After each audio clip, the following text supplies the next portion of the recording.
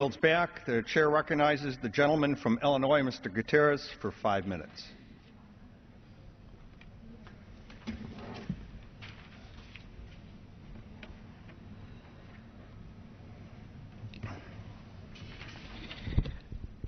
This week, the U.S. Supreme Court declared the immigration policy of the state of Arizona, a policy that Mitt Romney called a model for America, to be largely unconstitutional. I applaud the court for stating that immigration enforcement is a federal responsibility. The Show Me Your Papers law allows police to demand that individuals prove that they are legally in this country. This law is not just a problem for people who are undocumented. It's not just a problem for immigrants. It's not just a problem for anyone who looks like they might have come to America from somewhere else. It's a problem for every American who cares about freedom.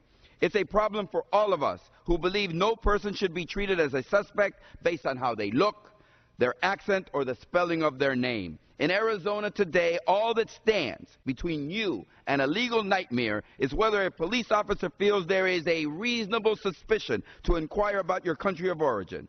Yet, Arizona politicians will tell you with a straight face, no less, that they can apply this law without using racial profiling, without assuming that someone named Gutierrez isn't less likely to be in this country legally than someone named Smith.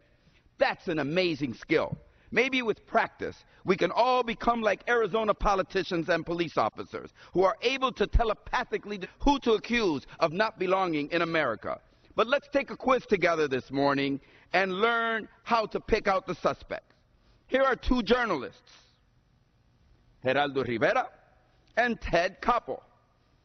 At a traffic stop, to the untrained eye, we might guess that Geraldo Rivera, for some reason that clearly has nothing to do with the way he looks, might not be from America.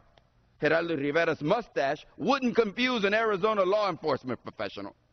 They would know that Geraldo was born in Brooklyn, New York, and that Ted Koppel was born in Europe, in England, where his parents moved to flee from Hitler and Nazi Germany.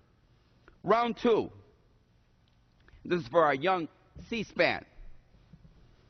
Justin Bieber and Selena Gomez. These young people have overcome their very different national origins and become apparently a happy couple. I'm sure Justin helped Gomez learn all about American customs and feel more at home in her adopted country.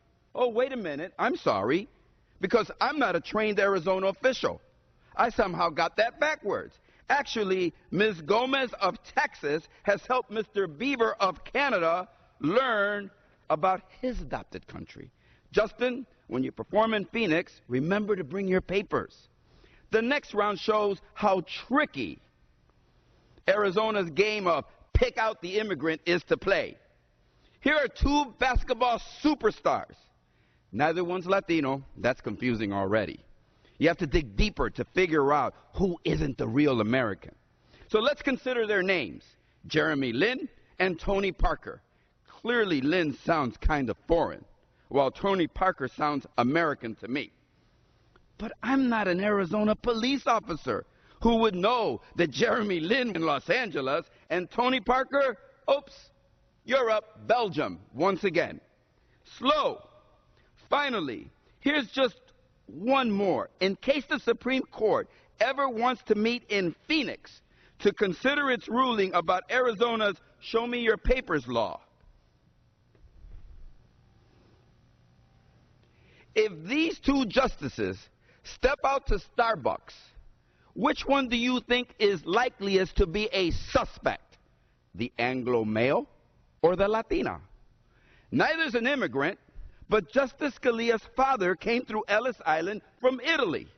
And Sonia Sotomayor is a proud Puerto Rican with generations of U.S. citizen ancestors. We could play this game all day, but the point is simple. The idea that any government official can determine who belongs in America and who doesn't simply by looking at them is completely ridiculous, unfair, and un-American. And yet this absurdity is the law of Arizona. The court signaled that it would be watching this law closely, and it should. Because we count on the court to protect our liberties, not restrict them. And because in America, people should always be judged by their actions. No person, not one, should be judged by the way they look, the sound of their voice, or the pronunciation of their last name. Not in Arizona, not anywhere, not ever. Gentleman yields back. Members are reminded to address their remarks to the chair. The chair recognizes the gentleman from Illinois, Mr. Dole, for